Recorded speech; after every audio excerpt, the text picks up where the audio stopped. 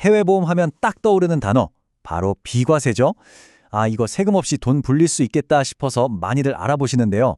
근데요, 이 매력적인 말 뒤에 사실은 아주 복잡한 세금의 덫이 숨어 있을 수도 있다는 거 혹시 알고 계셨나요? 오늘 그 해외보험 세금의 모든 건 제가 아주 시원하게, 명쾌하게 파헤쳐 드릴게요. 그래서 제일 많이 받는 질문이 바로 이거예요. 아니, 그래서 해외보험 진짜 세금 안 내도 돼요? 자, 결론부터 딱 말씀드릴게요. 정답은 아니오에 가깝습니다. 그럼 세금 내야 한다는 거네? 싶으시죠? 맞아요. 그런데 중요한 건 어떻게 그리고 언제 세금을 내느냐가 완전히 다른 이야기라는 거죠. 자, 그래서 오늘 이 순서대로 한번 차근차근 짚어볼 겁니다.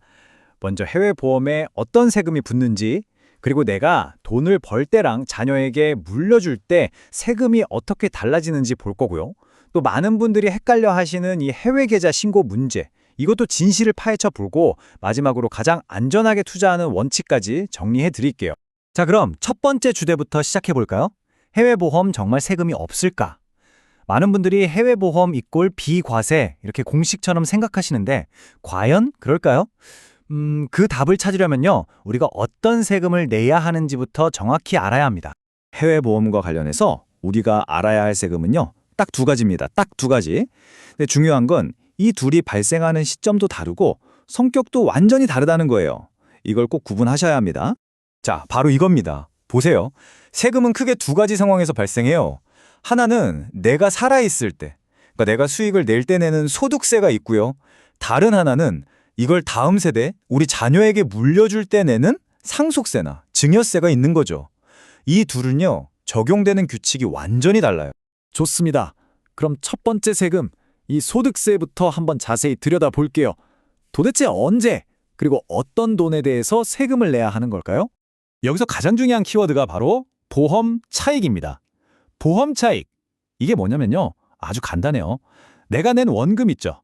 그 원금을 다 빼고 나서도 돈이 남으면 그 남는 부분, 즉 진짜 순수익에만 세금이 붙는다는 뜻입니다. 그러니까 내가 낸 원금을 다시 찾아올 때는 세금이 한 푼도 없다는 거죠. 자, 이 과정이 정말 중요하니까 잘 들어보세요. 1단계, 내가 낸 원금보다 적게 돈을 빼요. 이때는 세금이 있다 없다? 없습니다. 과세 대상이 아니에요. 왜냐하면 아직 내 원금을 다 찾은 게 아니니까요. 자, 그런데 2단계, 계속 돈을 빼다 보니까 내가 낸 원금을 다 찾고도 돈이 더 나와요. 바로 이때 이 원금을 초과하는 금액부터가 바로 과세 대상인 보험 차익이 되는 겁니다. 그러면 3단계, 이 보험 차익이 생기면 어떻게 해야 하냐? 이걸 내 다른 소득들, 월급 같은 거랑 합쳐서 종합소득세로 신고하고 납부해야 하는 거죠. 딱 원금을 넘는 그 순간부터 세금이 시작된다, 이겁니다. 자, 여기까지가 내가 수익을 낼 때의 이야기고요. 이제 두 번째 시나리오로 넘어가 볼게요. 이번에는 이 보험을 내가 쓰는 게 아니라 우리 자녀에게 물려줄 때입니다. 이때는 세금 문제가 어떻게 달라질까요? 여기에 아주 재밌고 중요한 포인트가 하나 숨어 있습니다. 이해하기 쉽게 예를 한번 들어볼게요. 부모님이 해외보험에 원금으로 10억 원을 넣었다고 한번 생각해보죠. 자, 시간이 쭉 흘러서 이 보험의 가치가 2배로 불어서 20억 원이 됐어요. 바로 이 시점에 부모님이 자녀에게 자, 이 보험 이제 네 거다 하고 계약자 명의를 넘겨주는 거죠. 이걸 우리가 증여라고 하죠. 그럼 당연히 자녀는 뭘 해야 할까요? 네, 공짜로 20억 원짜리 보험을 받았으니까 이 20억 원 전체에 대해서 나라에 증여세를 내야 합니다. 여기까지는 다들 아시는 당연한 이야기죠?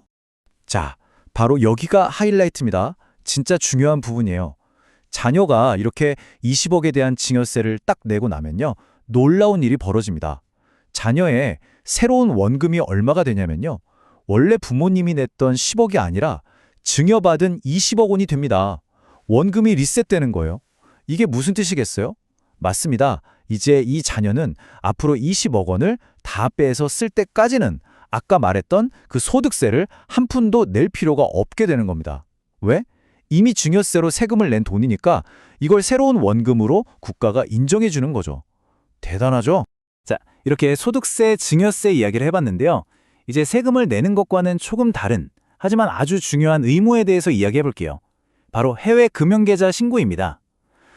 정말 많은 분들이 이 부분에 헷갈려 하시거나 오해하고 계시더라고요. 여기서 여러분이 꼭 기억하셔야 할 숫자가 있습니다. 바로 5억 원입니다. 5억. 이 기준을 넘어가면 우리에게는 반드시 해야 할 의무가 하나 생깁니다. 규정은 이래요. 1년 12달 중에 어느 한 달이라도 그 달의 마지막 날 잔고를 봤더니 5억 원이 넘었다? 그러면 신고 대상이 되는 겁니다. 중요한 건 보험의 경우에는요, 현재 가치가 아니라 내가 낸 원금을 기준으로 판단한다는 거예요. 그리고 진짜 제일 중요한 사실. 이건 세금을 내라는 게 아니에요. 그냥 저 해외에 이런 계좌 가지고 있어요 라고 세무서에 알려주기만 하는 신고 의무하는 겁니다. 신고했다고 해서 바로 세금 고지서가 날아오는 게 아니라는 거죠. 이 둘은 완전히 다른 개념입니다. 자, 이제 오늘 이야기한 내용들을 쭉 종합해서 가장 중요한 결론을 한번 내려보겠습니다. 그렇다면 해외 투자를 할 때 우리가 마음속에 꼭 새겨야 할 가장 안전한 투자 원칙은 과연 뭘까요? 아마 많은 분들이 이렇게 생각하실 수 있어요.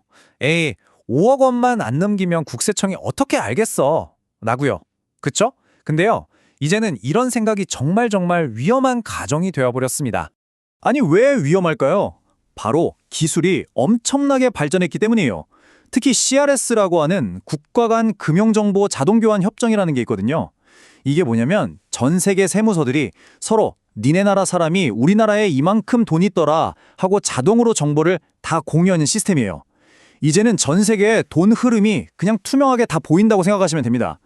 그리고 이 시스템은요, 앞으로 점점 더 촘촘하고 정교해질 거예요. 그래서 진짜 핵심은 이겁니다. 이제 정확하게 신고하는 건 귀찮은 부담이 아니에요. 오히려 이런 글로벌 시대에 스마트한 투자자라면 당연히 갖춰야 할 기본이 된 거죠. 오히려 이런 투명한 시스템을 발판으로 삼아서 더 안정적으로 그리고 더 오랫동안 수익을 낼 수 있는 가장 튼튼한 기반을 만드는 일이라고 생각하셔야 합니다. 자, 마지막으로 여러분께 질문 하나를 던지면서 마무리하겠습니다.